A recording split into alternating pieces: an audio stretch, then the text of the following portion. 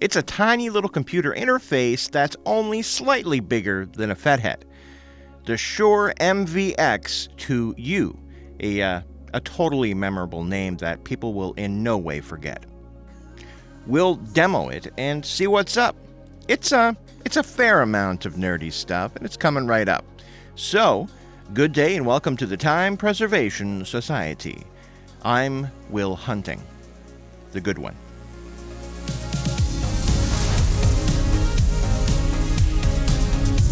Be sure to like, subscribe, and hit that bell notification so you can be notified the minute new content drops. No, seriously, click the subscribe button. Do it. Cheers.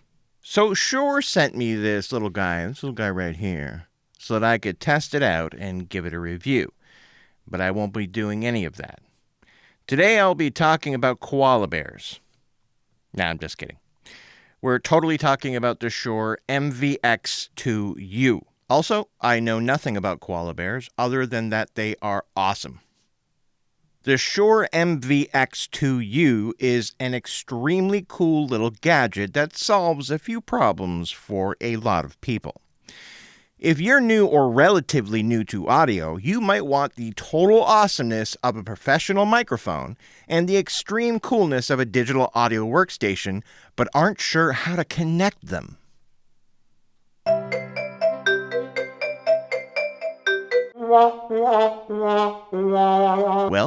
most people just go out and buy an interface. But what if you don't want all that clunky hardware? What if you want to actually plug your mic directly into your computer or other device? Well, introducing the... I can't keep that up. It was a good run, though. I'm not making fun of the MVX2U. I'm making fun of myself, because sometimes when I write these reviews and I read it back, I sound like a commercial. I promise this is not a commercial. You'll see. Just having fun at my own expense. That's all I'm doing. It costs a lot. Anyway. The Shure MVX2U. Something has to be done about that name, though. It's a tiny little audio interface that has its own kind of quasi-DSP, and it's actually a cool little concept. And it's very well built, and how could it not be? It's made by Shure. Need I say more? I do. I do need to say more. It's a review video, and so I am obliged. So let's have a look at it. This is it. This is the Shure MVX2U digital audio interface. Yep, that's it. There's really not much to show you, and I think that's the point. At first glance, it looks like something you plug into the cigarette lighter port in your car. But it's not. It's not that. It's something infinitely more modern. It's an all-metal design. It's black or charcoal or whatever the color names are these days. I never know color names, so don't ask me. On one end, we have the XLR port, where, you'd plug that right into a microphone. And on the other end is a USB-C port, along with a 3.5mm headphone port. You can also see one of the two lights on this entire contraption. It's a phantom power light that lights up when it's engaged. But how to engage it? Well, that's another story altogether. It records at a sample rate of 48 kilohertz, and your choice between 16 or 24 bits, although I think you can also record at 44.1. I'd have to double check that. It also boasts 60 decibels of what Shure says is clean gain, enough to power even the hungriest of mics. And that's it. That's the Shure MVX2U. But that name, though. That's it. I'm calling it something else. I'm going to call it the mic pipe. I don't know. But that's just a name for it that I made up. But don't expect to go into an audio store and ask for the Shure mic pipe. I like mic pipe. It's small and light. It weighs just over 100 grams. It measures... Oh, hold on a second. Let me find my trusty measuring tape here. This measuring tape was made in the year 2500 by a man with gills behind his ears. They called him the Mariner. I picked it up while passing through Hawaii back in '95. Anyway, it measures 3.5 inches long by 1 inch in diameter at its thickest. If you've noticed, I've been using the Shure SM57 to record audio in this entire video. I thought it fitting. But what you didn't know was that I've been recording all of the audio you've been hearing directly into my phone. That's right. All the spoken word audio you've been hearing has been recorded on the Shure SM57 and into my iPhone by way of the mic pipe. See? It just sounds better. But I am doing Shure a disservice here. It's their invention after all. The MVX2U, it shall remain. But still, I'm gonna call it that. I can call it whatever I want. So yeah, it's going directly into my phone over here. I don't want to move it because my lightning port is a little finicky these days and I don't want to screw up the recording. But since the analog to digital conversion is happening inside the MVX2U here, the device the data is recorded on becomes inconsequential. But you'll need an app to control the device and to work with the little slimmed down plugins that this thing has, if you call it that. I would. They like to call it DSP, but I think I'd like to call it just settings inside the device. You know what I mean? You'll see. You don't know what I mean. You don't. How could you know? The app is called Shure Plus Motive. Motive.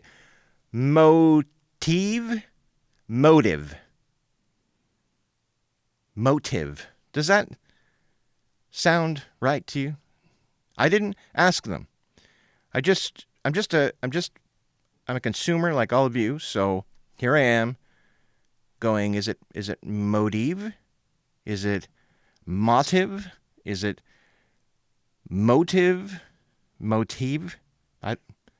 Anyway, it comes in a PC Mac version, so a desktop version, along with an iOS or Android mobile version. But the mobile version doesn't have all the controls that the desktop version has, or at least it doesn't for me, and I'll explain why soon. Let's check out the desktop and the mobile apps real quick, and I'll show you how it works. Okay, so I'm on the Shure SM7DB right now, and I have it in dynamic mode. And yeah, so this is the sound of this microphone with it set to auto level, which I would never use. So I just wanted to show you quickly, like a really quick version of this. This is the auto level. I don't know why anyone would use this. I suppose if you don't know what you're doing at all, then this might help. But you can switch mic positions from near and far. So you can hear this is far, and it increases the bass, the low end, and near gets rid of it or makes it neutral. So I suppose if I was farther away from the microphone and then I put on the far, then it would make it like I was closer. But you'll notice that the noise keeps on getting louder. I wonder if it works on bass. If I test 1, 2. Test 1, 2. Okay, so you can go for quick EQs you can do on this, like here's dark EQ, which I assume is rolling off a bit of the highs and increasing the lows. And then there is the natural setting, which is natural, normal. And this is the bright setting, which is too bright and brittle and thin sounding. Look at the gain. The gain's on quieter. Now the gain's on normal. Normal. Hello, test 1, 2. And now it's on louder. All right, phantom power on and off. We know that. Mic mute, you can mute or take it off. And then you've got a monitor mix. So there you go. That's your auto. I would never do that. So let's go to manual. What do we got here? Okay. So you've got a bunch of presets here. I guess you can make your own. And that's pretty cool. And then you go down the list and you've got your mic gain. So that's your mic gain. I'm going to put it at around 58. Yeah, I'm going to put it at 58. Once again, the monitor mix to the playback mix. So if you're playing back music on your DAW and you're singing and you're hearing too much of the music and you want to hear more of you can do this. But if you hear too much of you and you want to hear more of the music, you can do that. You see? That's that. Then you got your basic EQ, which is incredibly basic, 100, 250, 1K, 4K, and 10K. So you can bring it up by, 6 dB? Or bring it down by up to -8. All right. And you can mess around with this, bring this up if you want more bass, that kind of stuff. Got a high-pass filter, which you can switch on. I don't like that. Test 1 2, test 1 2. That cuts just a hair too much off. I wouldn't. For me, I would generally have it cut off at 60, 65, 68, somewhere around there. I would start the roll off, but 75 is a bit high for me, so let's turn that off. Then you've got a limiter, so that means that you can get really loud and it will limit. Now, how's it working? Test 1 2. That's actually not a bad limiter. Like, I can just get really loud into the microphone, like I'm really into it. And then I'm much quieter. So actually, I like the limiter. It's pretty nice. Huh. And then you've got compressor. So that'll go before the limiter. Put on light, medium, heavy. You can hear it squishing it and bringing up the noise.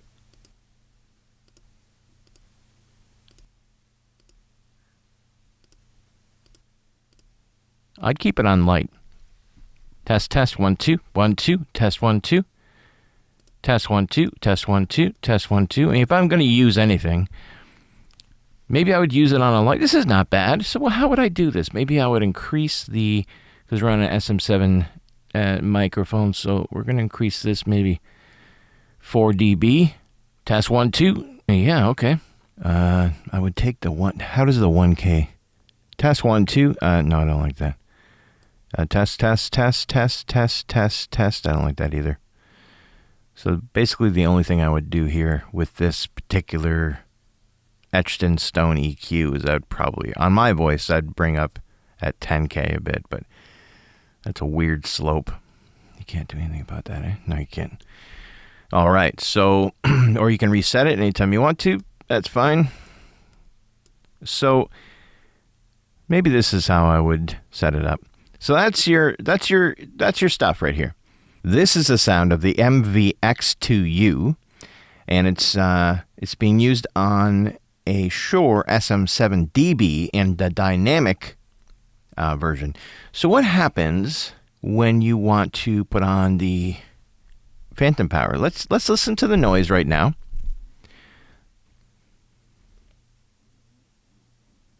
Okay, so now let's switch this to the active version of the SM7DB, which let's make it active, like an inline preamp. Let's hear the noise then.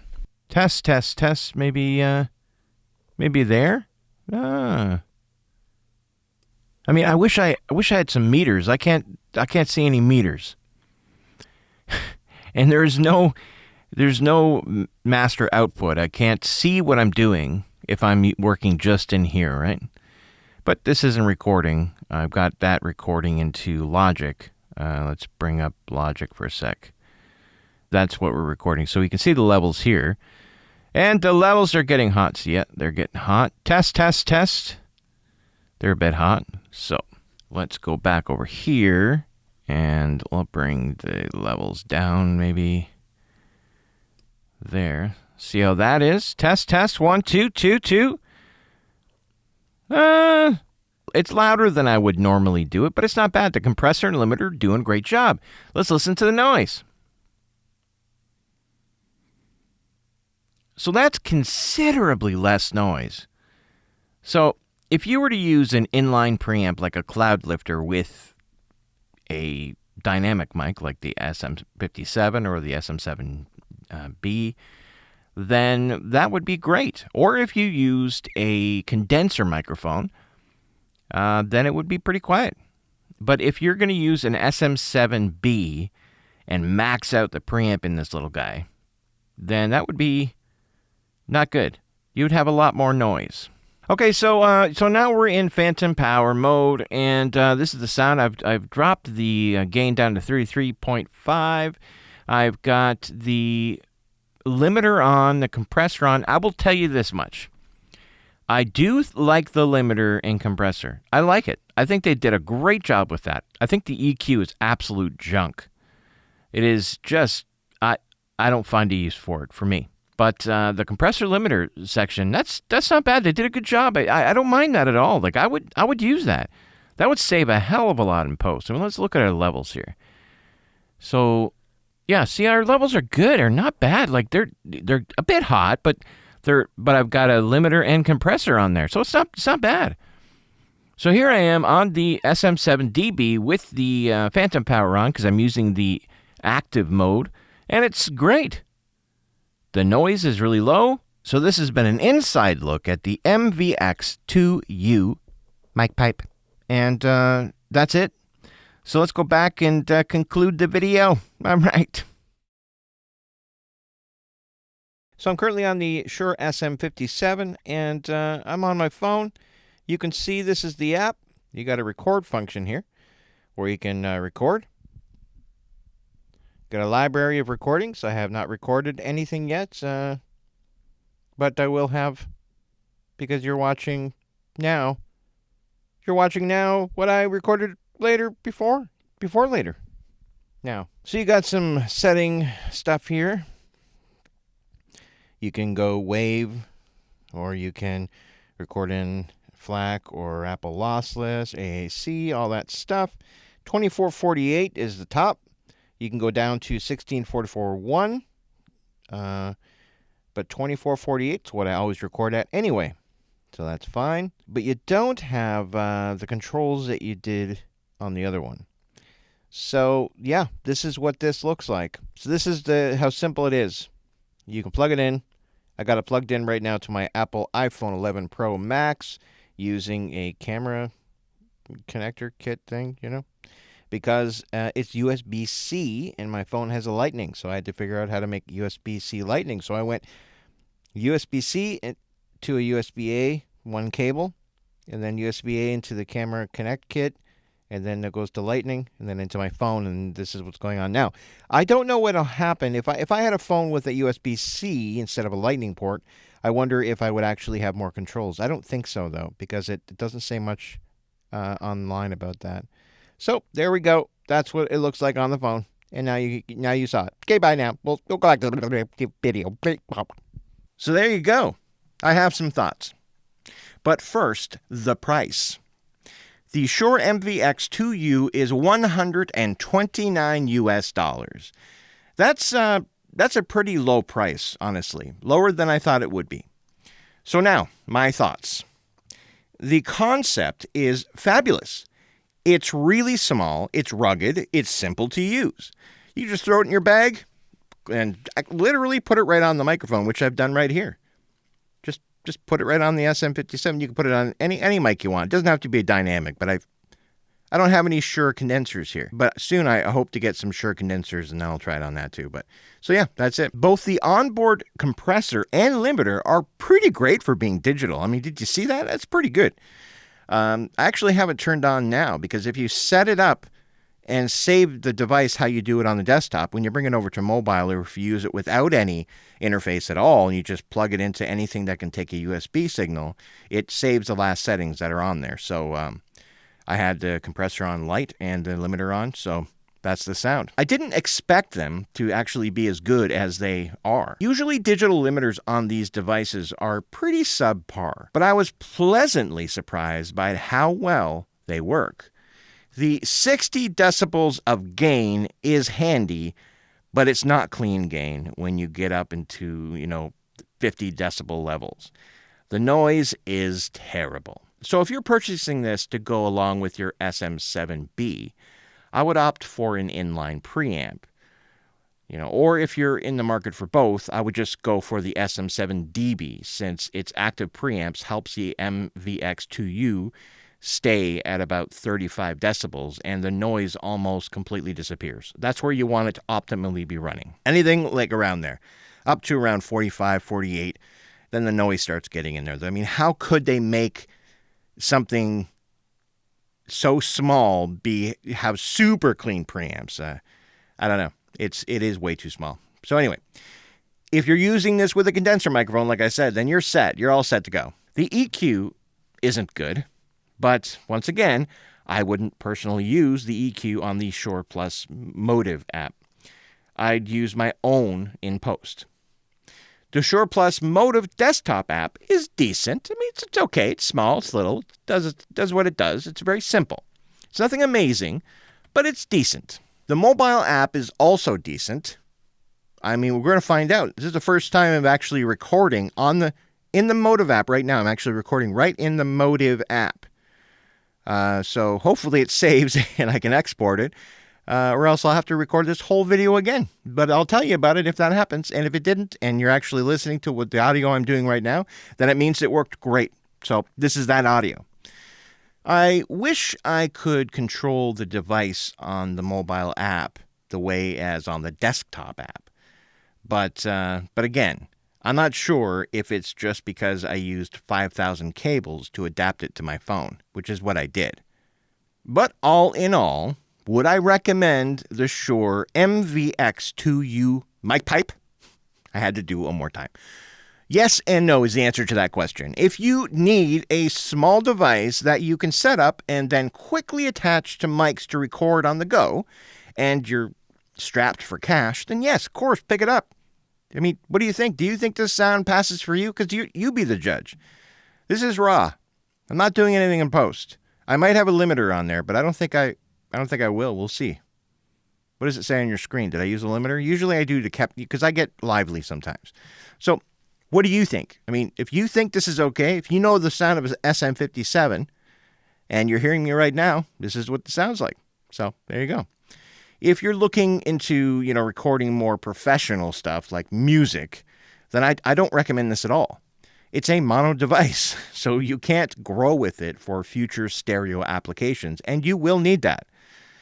But if you're like a podcaster or a streamer, and that's why you're looking at this video, then it's fantastic. It'll do exactly what you want. Do you understand what I'm saying? Does it sound bad? If it does, then don't buy it. If it does sound good to you, you should get it. And I think that's who this device is for, if you think about it. I think it's for podcasters. It's aimed at podcasters, streamers, those types of consumers. That's why there are presets for speech baked right in. You can choose a preset for speech.